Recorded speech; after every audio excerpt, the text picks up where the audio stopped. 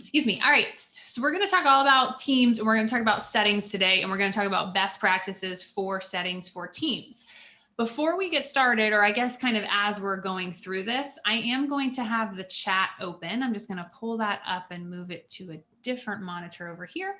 And I'm going to keep checking that, but I really want to make sure that this is the best use of your time, best understanding of Command for Teams. So if there is a question that you have specifically around Command for Teams, because we'll probably have a little bit of extra time to go through. So if there's a question or anything that you're running into that you just need clarity around, or questions for anything Command for Team wise, please drop that in the chat.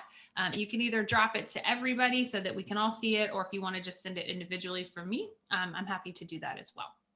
So we are live, we are recording. We're going to go ahead and get started. I think I've met a lot of you already, but for those of you that I haven't met, my name is Sydney Seymour. I'm the regional technology trainer for the Carolinas region, which is serving both North Carolina and South Carolina. And I'm really excited to be here with you guys today to talk about teams and to talk about team settings, which is where everything stems from.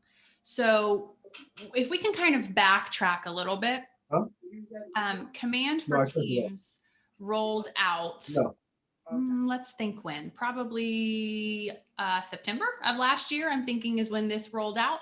And I think what happens sometimes when we look is that people got so excited and they just went in and they added contacts and they set things up, and they didn't really look so much at the settings of everything. And so if that's the case, or if we feel as if Command is just not working the way team-wise that we want it to, or there's confusion about settings, we always want to make sure that we're going back and really looking at things, because we can make changes at any time. I am going to drop something in the chat. Give me just 1 second while I pull this up. And this is a really great PDF that comes directly from Keller Williams that kind of walks through just some questions for you and some best practices when you are setting up your team. So I just dropped that in there as a PDF. So make sure you guys download that, but we'll pull this up and actually go through this together. And so it's nice because it's kind of a walkthrough of what does your team look like. So I know this is maybe kind of small on some of your screens, but again, you can download it just as a PDF. I just dropped that in chat. So the first question that we're asking is, how is your team structured? And so the first one is, we're saying that this could be a partner or spouse team. And so when we look at that, you often share everything and need equal access in Command to collaborate.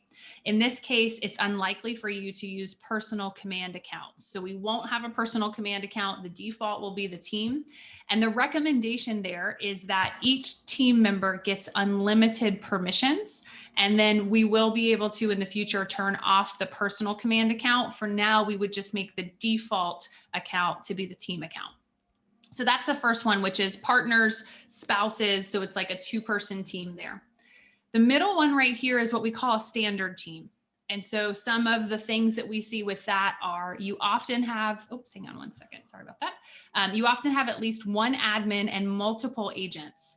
Admins need to help be able to help everyone, and your agents only need access to their sphere and what they are assigned to. In this case, it's unlikely for you to use personal Command accounts again. Now, the recommendation would be that the agent gets enhanced permissions. So we're talking about a buyer specialist, a listing specialist, those would get enhanced permissions. Remember, by default, the Rainmaker is going to get unlimited permissions, which means that they can see everybody's contacts and everything going on in the team. Admins get enhanced permissions. Sorry, I misspoke there. Admins would get enhanced permissions. Agents would get standard permissions, and the default account would be the team account, not the personal account. And then the third little bucket that we have over here is the non-standard team, which is probably what most of our teams fall under. You run your business in a very unique way. Some of your agents work their own separate databases and transactions in addition to the team business, while others solely focus on the team. So the recommendation for this might be to review each associate on your team on an individual basis and ask questions about their team needs and their role.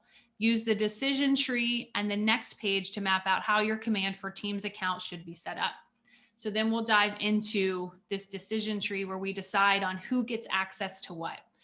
So the first question is, should this associate be able to capture personal leads and work them outside of command for teams? If the answer is no, we go down the left. If the answer is yes, we go down the right. So I'm not going to walk through all of this with you. Again, I dropped it in the chat.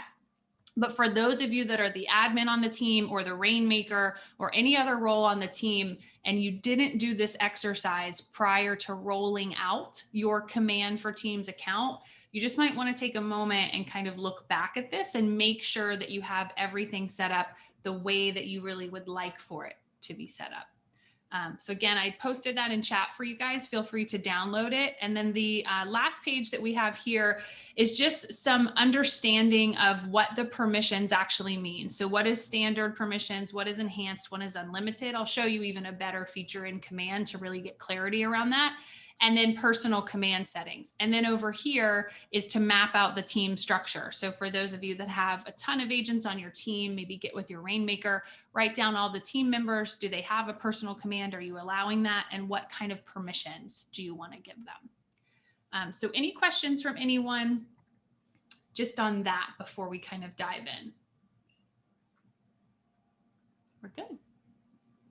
Great. So as a reminder, if you guys have questions, feel free to unmute. We can absolutely have a discussion around this. If you prefer to use the chat and we want to dive into questions there, feel free to do that. You can either chat to everybody in the room or you can send it individually to me and we can take a look at it. So if you are here, hopefully you're here for the team permissions kind of discussion that we're going to have. So best practices for setting up your team account. So I am going to share my screen one more time, and this time we're going to actually dive into command. So give me just 1 second. And if you guys can just give me a thumbs up if you are able to see my command account right here. Okay, awesome. Thank you. Thanks for letting me know about that. So let me go back. I'm just going to go all the way back out and we're going to go home.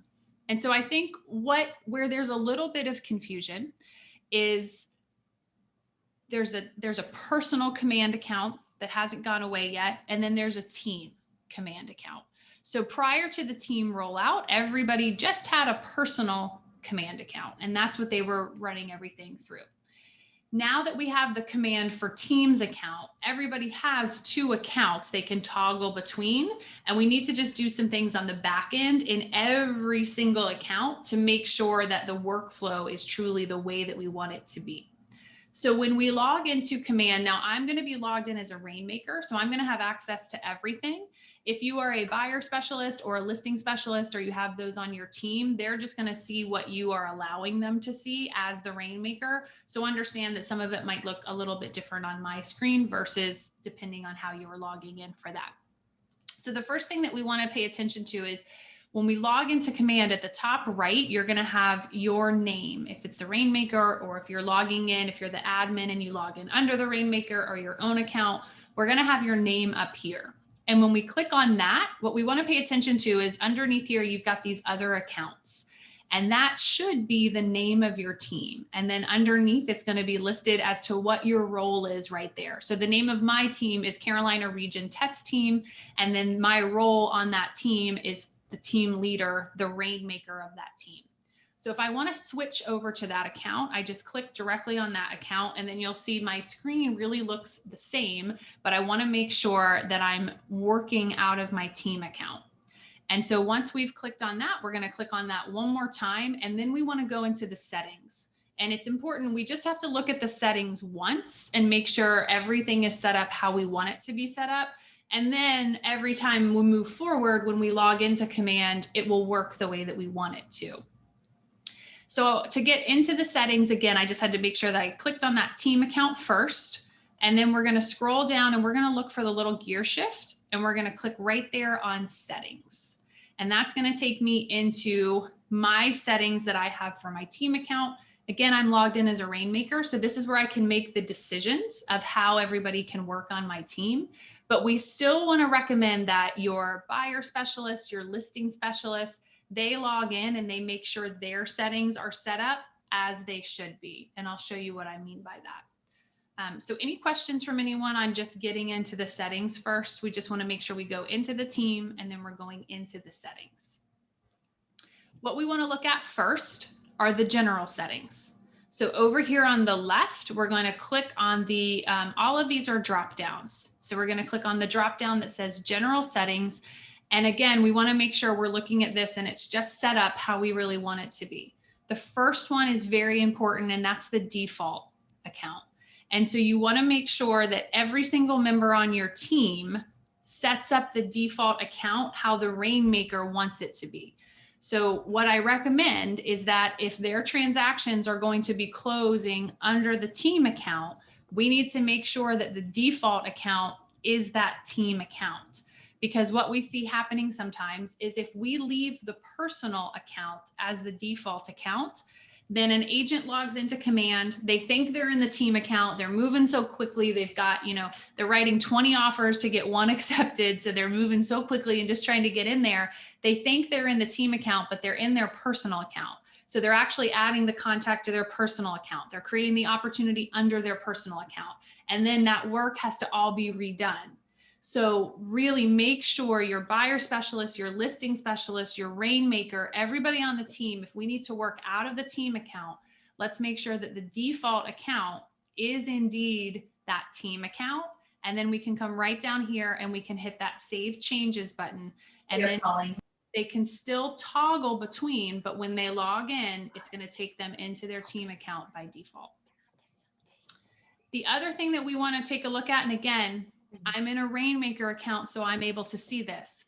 If your buyer specialist or your listing specialist tries to log in to see this team management, it's probably going to say you don't have permissions to see this page. This is where you can see as a Rainmaker, or if you're an admin that has unlimited access, this is where you can see all of the members of your team and what their permissions are. And if we want to change their permissions, this is where we can do that. We also have 3 dots over here. So if we need to request a role change, if they are truly not a buyer specialist, you told your MCA incorrectly, they're a listing specialist or they're changing the role, we can request that role change. We can also request a removal here, and that's going to send an email to your MCA to let them know to remove them from the team's account. The other thing that we can do is also add a member here. And again, this is just going to send a request to your MCA. So if you are building out the team from the very beginning and you have 10 people that you need to add, just get with your MCA and say, these are the 10 people we need to add. This is more of a one-off. We have a new person, a one person here or there that's adding the team. The other thing that I really love here is they've made this really great guide. So again, we're in team management, and then we've got a permissions tab up here. And that tells me, number one, the different permission levels. So what a standard permission looks like, what an enhanced permission looks like, and what an unlimited permissions look like.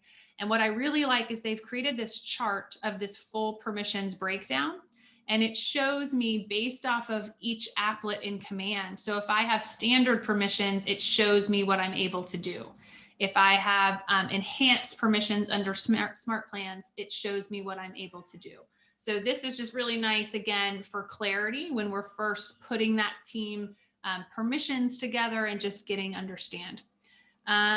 Chris says, I only see a team management for me. How do I add a default account?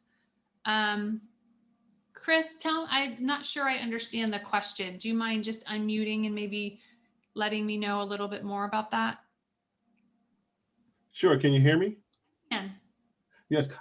When you go into the general settings, I only see the team management for myself. I don't see where I have the default account. So how can I add a default account? Because the team that's going to be, it's going to be me and my wife as a partnership. What is your what's your role in the market center, Chris? Like on the team, what's your role? I guess it just says team member and just owner account owner, excuse me. Okay. So you don't have how I have the two here. That's the personal and then the team. Correct. Okay. And how long ago did you join us? Back in, I believe it was November. Oh, okay. No, so that should be good. Can you do this, Chris? Can we maybe, we'll be done a little bit early today, and if you can stay on the call and I'll actually have you share your screen and Sure. I can take a look at it. Does that work? Yeah, that works for me. Thank you. Yeah, great question. Thanks, Chris. Any questions, you guys, just on the team management? So we just, again, we want to make sure that we're just looking at this. It's really a one-time thing that we're looking at, but we just want to make sure that everything is set up the way that we want it to be. All right. The other thing that we need to pay really close attention to are a couple sections here in the command settings. So again, we're going to stay in the settings section here. We've gone through general settings. Now we're going to go into command settings right down here. So you'll see that's a drop down menu right there. And we are going to look at, contacts. We're going to look at opportunity settings, and we're also going to look at smart plans. So the three main applets that you're going to be using in your team, we're just going to take a look at those because there's some important things that we just need to make sure are set up properly. So when we go and we click into contacts, we then get the option of everything that we can do within the contacts. Now, Contact Archive allows you to go in and see what contacts have you archived. Database Wipe takes your entire database away. So make sure that you really want to do that if indeed you're doing that. What we want to take a look at as a team are the contact tags, the lead sources, the custom fields, and the lead routing. And these are the items that only the Rainmaker or someone with unlimited permissions can go in and set. So we're going to talk about contact tags first. Now, for all of your buyer specialists or listing specialists that their primary account is going to be the team account, and you're going to have them do everything out of the team account, the unlimited users, so again, maybe the Rainmaker or maybe the admin, are the only ones that can create custom tags. So the thought behind that is tags are so important with how we're really looking and managing our database. We want to make sure that we don't have a buyer specialist that gets crazy tag happy and they create all of these tags that the team is never wanting to use or use again. So again, it takes just a tiny bit of work on the front end to create those tags, and then we can use the contacts the way that we want to. So when we want to create a custom tag, we would just click right up here on create tag. We would name the tag whatever we want the tag to be right here. So we'll actually just create a fake one together. We'll call this test. And then we can even give the tag a color. So what do we want that to look like? We'll make this one yellow. We'll hit create. And then you can go through and you can create as many tags as you want. I do have a recommendation for a couple of tags, and I'm going to give you examples of when you might want to use this. So let's say that I have, I'm going to always pick on my MCTTs. So let's say that I have a team and Sue joins my team and Monica then joins my team. And our deal is Sue and Monica, you're bringing in your database. We're going to move that database into the team database, but those are going to be assigned to you. Those contacts are essentially going to be your contacts, but for you to nurture them and to cultivate them and to start transactions with them, they need to be in the team database. So what I'm going to do is when Sue adds her 200 contacts to the database, I'm going to tag all of those contacts as Sue's personal contact. When Monica brings in her 500 contacts to the database, I'm going to have her tag those as Monica's personal contacts. Anybody have a thought on why we might want to have that be done?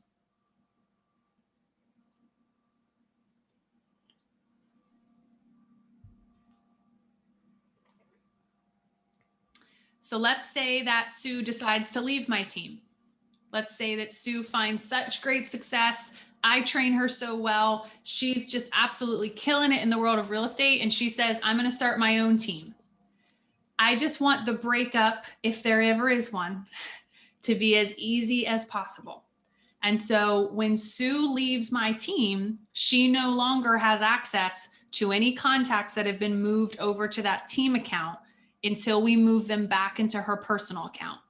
And so for me to understand that no contact of Sue's or Monica's is left behind, let's just make it really easy. And when we're doing the export of contacts, because Sue decides to leave, I can filter by that tag and I can export all of those contacts. And then I know these are your contacts, you came with them and you leave with them. It just makes it so much cleaner. I can't tell you how many conversations I've had with people that have left teams and they're trying to rack their brain to make sure they have all the contacts that they pulled back into their personal command account that they need to. So I do understand that we never really start a team relationship with the conversation being, oh, when you leave the team. Yet I think we need to always be protecting our teams and the rainmakers and the teams. So this is just something really nice to do in the beginning. So I would, if you had 10 people on your team, I'd create 10 different tags named whatever their name is, personal contacts. Any questions on creating tags from anyone? Okay. If we decide later we don't like this tag, we don't want to use it, or we named it something that we never want, we can come in here and edit it by just clicking on the pencil button, or we can come in and delete it if we never want to use that tag and we don't need it anymore. The next thing that we need to look at as a rainmaker is lead sources. So you are going to have all of these default lead sources that Keller Williams has created for you. So these are based off of what we see most agents using. We can search for lead sources up here. We can look at all categories of lead sources here. But if you know, we have kind of a different way that we find some leads or things that we work with, and that isn't a lead source here, and you really want to keep track of where your leads are coming from, we can come in here and just create a custom source and fill out all of the details for that right through there. What's the name, what category, and then create that source. Again, only someone with unlimited permissions can do this. So an admin with unlimited permissions or a rainmaker can come in and do that. Buyer specialist, listing specialist can't come in and do that. The other thing that we can do is we want to make sure that we're using custom fields. And this is something that I actually think is kind of not used the way that it really could be. So remember that when we're adding contacts, there's a ton of data that we can enter into that. But I have a lot of agents or teams rather that I consult with, and they say, you know, when we find a new client, I always like to know what their favorite type of drink is, right? Whether it's wine, whether it's champagne, whether it's Starbucks coffee, whatever it is, because I know that when I want to send them something for a gift card or something, I want to know what that is. So we can come in here and we can create a custom field, and we can say, we're going to call this favorite drink. And then what type of field is that? So is that a text field? Is it a text area? Is it a drop down? Whatever it is. So we'll say text field. And then I can even make it default, meaning that for every contact that I add, this field is automatically going to be there. So imagine if, we'll take this out of it. Favorite drink is nice, but it's just kind of a fun one. So imagine if we knew that for every buyer that your buyer specialist is working with, we have to make sure that they are pre-qualified, and we need them to check that box that they've met with a lender. We could add that as a checkbox. Imagine if for every new contact that you have someone enter, you want to make sure that they've shared the consumer app. We could make that a custom field. And again, we could make that the date that they actually shared the app, or we could say it was a checkbox again, whatever it is. But if there's some sort of content or some sort of data that you really want to get for every single time you're adding a contact to your database, custom fields are absolutely fantastic for that. A lot of times we can use notes for that, but as you start to add so many notes, sometimes it gets lost in the shuffle. So custom fields show up really nicely for that. I'm just going to pause there and see, does anybody have a custom field that they use in their business that you guys can either type it in chat or unmute yourself? Does anybody have something specific that you use that for?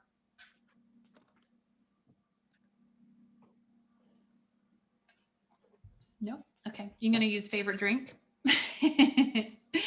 All right. The next one is lead routing. This is an important one as well. So this is where we can come in and we can create a route for any leads that come into the team account. Again, only unlimited or the Rainmaker, which is unlimited by default. Those are the only users that can create these. So we can come in here, we can create the route. We would just click right on that. We can give the route a name. And so maybe this is from our Facebook ads. We're running a ton of Facebook ads and we want to route those leads in. And so then I can decide what's my routing rule. You've got 5 of them you can choose from. you've got a little I next to all of them that lets you know specifically what this means. So if I just do random, it says this strategy offers leads randomly to agents included in the route.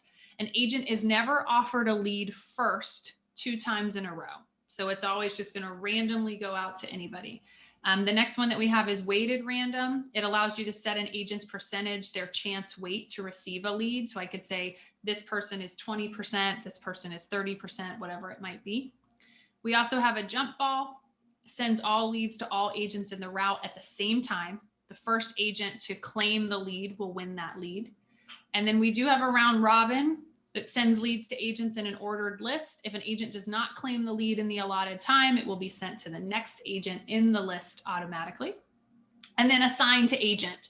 Now you can have multiple routes. So if you know, okay, any lead that comes in from this, we always want to send that to this one buyer specialist because that's what they really work on. We can do that. We'll leave this as random. And then I can even set a route schedule. So I can say, okay, on the weekends, I always want it to be this person, or I want it to be the day, every day of the week. I can even set all times, or I can say custom times. And then I can say, what's the claim action deadline? So this person has 3 minutes to claim the lead until it moves on to the next person, or whatever we've picked for that. Next one, we'll go to next. And then this is where I can decide what lead source am I doing this from. So maybe this comes from, we'll say Facebook. And I can pick multiple ones for that. So we'll just pick one for now. We'll go to next. And then we're deciding which agents are we adding to this route. Everybody on your team will come up and be available. And then we would just hit save for that.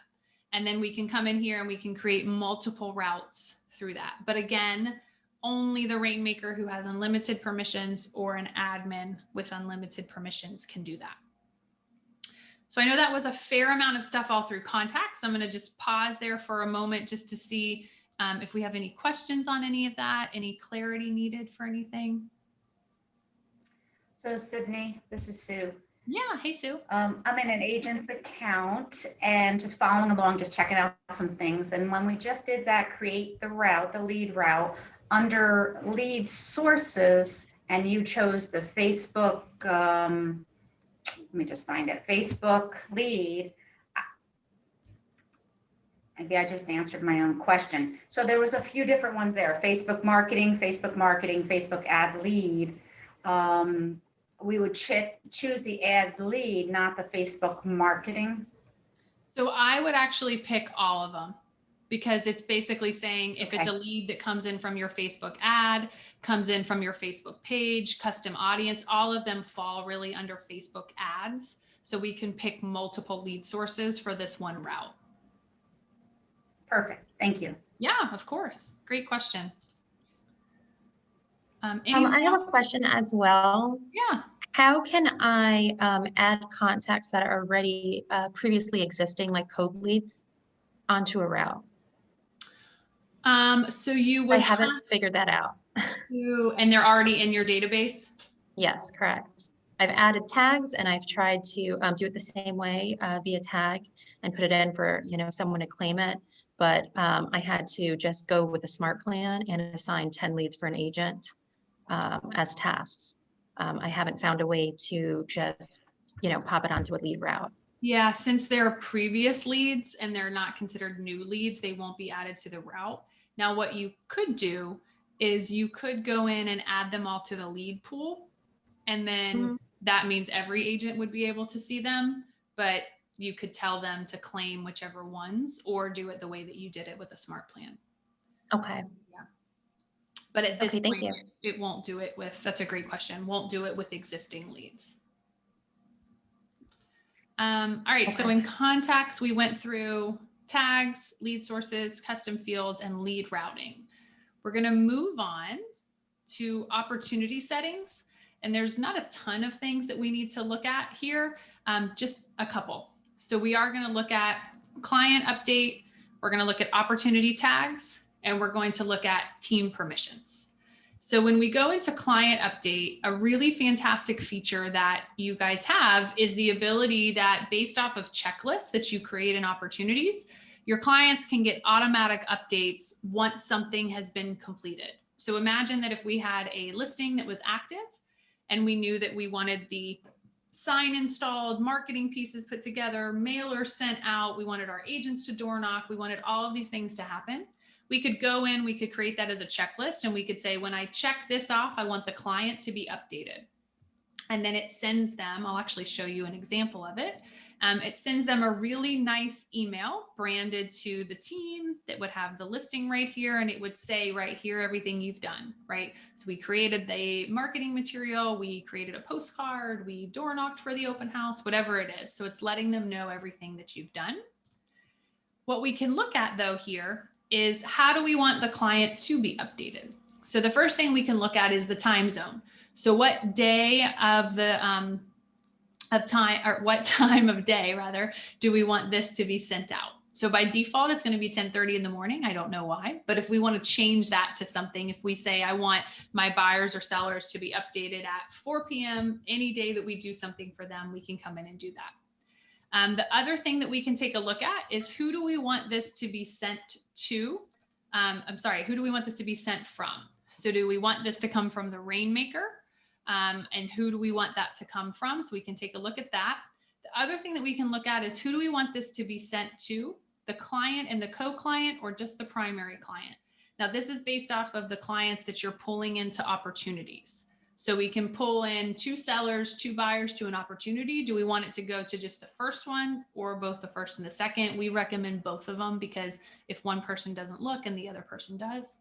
And then do we also want a copy of this to be sent to the agent that is assigned to the contact? Do we also want them to receive this email, just so that they know it's gone out, in case the client says, thanks so much for that, we appreciate it?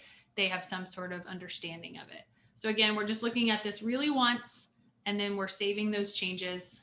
Everything's updated. The other thing we want to look at are opportunity tags. So we have contact tags, and then we also have opportunity tags. So some opportunity tags that we might use might be, if we know that this is a buyer and they're using Keller Mortgage, we might want to tag that as such. If we know that this is a luxury buyer or seller, and we want to know that just when we look at the opportunity, we might tag that as such. I have some teams that the Rainmaker has kind of stepped out of the team. It's a 7th level team where they're not doing as much, but there's times that the Rainmaker needs to be pulled into the transaction, and they've created a tag that says, you know, Sydney needs to speak to, and it's red, for that red alert. So we can come in here and we can create any tags that we want for opportunities. And again, these have to be created under the Rainmaker account or someone with unlimited permissions. The agents on the team cannot just create whatever tags they would like to. And then one of the most important things that we're looking at when we're talking about opportunities is this last one right here, which is team permissions. So again, you need to really have the conversation as a Rainmaker or with your Rainmaker to make sure we're doing all the settings the way that we want to. And so it's asking us, do we want to allow private agent pipelines? So it says you can choose whether or not the agents on your team can have opportunities that are not in your team's pipeline. This only applies within your market center. So yes, all team members can create private opportunities within our market center, or no team members can create private opportunities within our market center, or this is enabled by team member. So Kimberly, who's on the team, we made a deal that she can have some business that closed privately. We'll select her as the agent that can do that. But this is a big, big thing, because if we are saying that your team members can create private opportunities, then that means that they're potentially adding opportunities and transactions that the Rainmaker will never see and will not close under the team account. On the other side of that, if we're saying no team members can create private opportunities, that means that any contact that you're pulling into an opportunity has to exist in the team account. So again, we just need to make sure we're putting some thought into this, how we want to set this up, and we're doing that from the very beginning. So opportunities doesn't have as much as contacts, but again, the team permissions is very, very important in opportunities. Any questions from anyone on that? And the default, you guys, is to yes. So if you've never, this is one of the top questions that I get. They created an opportunity, we can't see it in the team account. We need to make sure that we take a look at this. All right, final thing that we're going to look at is under smart plans, and we're going to look at designated agents. So we have really 4 options here. And so it says with your admin permissions, you can set assignees for these steps on a team smart plan. So this is all based off of contacts. So if I am the buyer specialist and these buyer contacts are assigned to me, and I add those buyer contacts to a smart plan, I can set up as the rainmaker, who do I want the tasks for that smart plan to be assigned to? Do I want them assigned to the rainmaker or the contact assignee? So if there's a buyer I'm cultivating, we're moving them down the process, then who do I want that to be the task assigned to? If you leave this as the rainmaker, they're going to have a ton of tasks associated with them. So we just want to make sure, who do I want that to be assigned to? Same thing with the email. Sometimes I do have teams that say, I want all correspondence to look as if it's coming from the team. So we actually want the email to come from the rainmaker. And then the text messages, if we're using Twilio for that, who do I want that to come from or be assigned to? And then this is just if you have dual rainmakers. Sometimes we see that in like a partner husband and wife team. We can ask who's the default rainmaker for that. And so once we've come in here and made those changes, we just need to make sure that we hit save changes right up here. We can come back at any time and change this again, but we just need to make sure we're looking at that.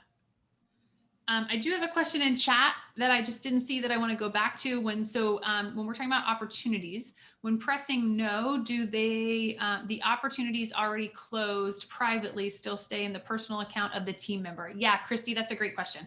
So yes, that just means they won't be able to create any new opportunities privately, but anything that's closed already will have closed under the personal account and stay there. If that doesn't answer your question, let me know. Okay, perfect. All right, so I'm gonna just pause there for a moment, just stop the share and just see what questions does maybe anybody have about anything that we've covered so far, or that's really it for settings, you guys. So if there's anything other than what we've discussed as far as teams that we wanna take a look at or chat about, we can definitely do that right now if anybody has anything.